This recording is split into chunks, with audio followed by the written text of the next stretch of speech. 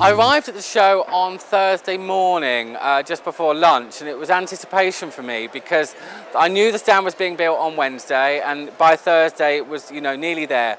So it was great to walk in the pavilion and just go, wow, it's there, it's being built. The bones of the actual stand were there, so it's just a momentous moment for me, because having had it in my head for months and almost a year, to see it finally up, ready to go, was goose pimples, yeah. Sometimes with competition work or exhibition work like this, it's such a long time in the making that I think about a week ago I got to that point going, oh, just let me do it. I'm bored of thinking, I now want to just make it. So the actual thrill of finally, Friday when the flowers arrived, was like, oh, we can touch it, we can do it, we can make it. And that's the buzz, and then that just keeps you going and clicking on. So that's the thrill, that's for me. That gives me my adrenaline. When I came up with the flower selection, a lot of it is mathematical, because especially with the doorways, there is not enough, because you can't do half a doorway.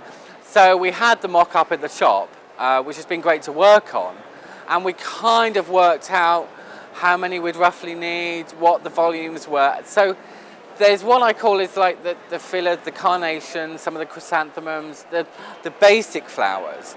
And they've been fantastic for vivid colour. We've got beautiful orange carnations, peach carnations. The Prado carnation is just that beautiful colour, green. And then what we wanted to do was just add a little bit more interest, something like the anthurium. Some of the orchids are really lovely, the Vanda orchids. Little touches of orange gloriosa. So you get a hint of unusual. But what we didn't want is to fill it full of weird and wacky flowers, because then it just detracts from the stand itself. So it's been a clever balance of how much we need, what the quantities we've got to use, and the colours and varieties. So it's been a long process, because it wasn't something that came up overnight. It's been planning a little bit more of, do we need a few more? And then what you have to do is you make your list and then buy that little bit extra just in case. And it's worked out really fun. We haven't ended up with a huge amount left over. We've just had just enough. It's been really good. The way I kind of went about choosing the colours I wanted was how you would draw into it. I wanted the line to follow your eye going down something. So we chose part of the spectrum in some ways, but I'm not a lover of yellow, so I wanted to avoid yellow. But I wanted something so you ended up just following your natural eye, getting sort of deeper and richer, and then going to the beautiful, almost, someone said today actually, it reminded me of the seasons, and I hadn't actually thought of that. We got the lovely rich oranges and reds, which almost comes into autumn, and then deep winter, spring, that beautiful sort of pinks, and then into the hot summer colours of lime greens. So without even thinking about it, sometimes things happen. But I think it was important to me that everything toned. I mean, it would have been all too easy just to do a red one, a blue one, a pink one. But each one, if you look into them, just drift. There's a little bit of, blue in the lime, there's a little bit of pink in the burgundy. It just flows. So you naturally, without even thinking, you want to follow your eye down. And that's how the colours really worked. When I look at people come up to the stand, the reaction I really want is just interest. I'd love a wow, I'd love, oh my God, it's amazing. But the most thing I would love really is just people look at it. Flowers are very important to me, so to actually someone to take the time to look at a flower is important, that they get something back the way I put into it. I put a lot of work into this and I hope they see it.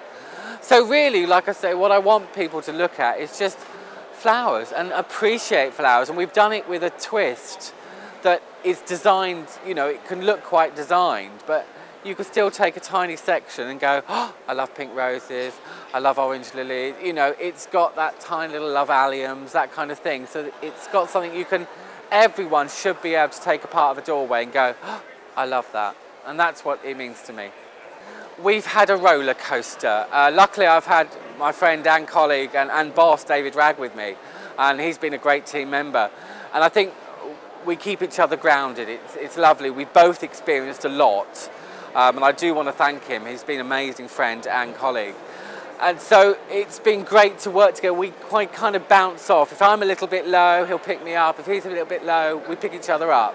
We inspire each other. That's just what's so good about our relationship and how we work. Tuesday's a day at Chelsea which is full of apprehension, because you wait for it. I mean, we've been waiting a year. We've planned it, we've prepped it, we've made it. We're dressing it. I know at the moment it's been judged, so nothing else can be done. Whatever's going to happen is going to happen. So yes, I must admit, when we arrive tomorrow morning to see, hopefully, please cross fingers, a medal of some type, you know, it's going to be very emotional. So fingers crossed, let's see. Nothing, oh, it's in the hands of the gods. That's all I can say with that. Well, this morning is just, oh, I can't explain it. I came in just before 8 o'clock. You can feel the anticipation actually in the air. Medals are going out, and because of my bad eyesight, I'm looking from a distance, and I'm thinking, oh God, is it the right colour? Is it bronze? Is it whatever? And then, yeah, it got close and it was gold. So at that point, I cracked up and cried. So, yeah, I think emotions have reached a high point. What I'm most proud about is how its floristry is being treated. For Interflora, as a respected organisation and as a company, I think this proves how good we are. It's incredibly hard to describe what winning means, because it's everything to do with the team, how we've all worked together, and I think it's fantastic. You know, without everyone, without David Ragg, without the team from Interflora, this couldn't have been achieved. So with that in mind, it's a fantastic team. But on a personal level, it is just the epitome of brilliance for me. I'm really happy that we've got a gold medal, and it means the world. It is that important.